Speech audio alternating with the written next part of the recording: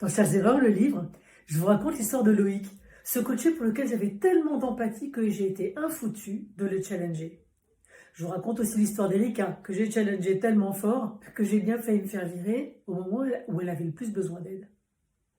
Alors, ce délicat équilibre entre empathie et challenge, c'est ce qui fait la beauté du métier de coach. C'est ce qui en fait la difficulté aussi. Si je vais trop dans l'empathie et que je suis trop soutenante par rapport à mes coachés, ils se désintéressent du coaching ou confondent coaching et séance de relaxation. Si je les challenge trop fort, ils ou elles dépensent toute leur énergie à se défendre plutôt qu'à résoudre leurs problèmes. J'ai beaucoup péché par excès d'empathie et par excès de challenge jusqu'au moment où je me suis formée à l'école de Palo Alto, où j'ai découvert une technique ou plutôt une posture qui a véritablement changé ma façon de coacher. Cette posture, c'est l'empathie stratégique. L'empathie stratégique, c'est un mouvement en deux temps.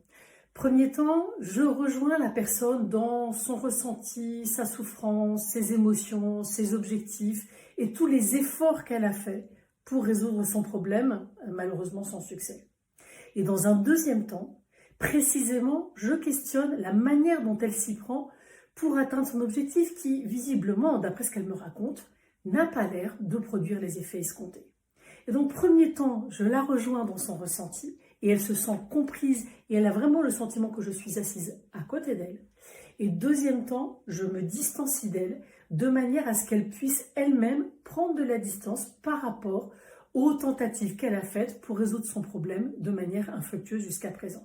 Remettre en cause ses comportements et des choses qu'on a faites parfois pendant des années requiert une sacrée dose de sécurité psychologique. Et c'est exactement à ça que sert le double mouvement de l'empathie stratégique. D'un côté, je crée les conditions d'une sécurité et d'une confiance la plus forte possible entre la personne que j'accompagne et moi, pour ensuite lui faire envisager quelque chose qui est aux antipodes de ce qu'elle a fait jusqu'à présent. Alors, ça a l'air facile comme ça ne l'est pas du tout, ça demande beaucoup de pratique. Mais quand on maîtrise ce double mouvement de l'empathie stratégique, on a vraiment un outil magnifique pour arriver à doser l'empathie et le challenge dans une relation de coaching. La semaine prochaine, je vous parle de prescription de la rechute. Et d'ici là, portez-vous bien.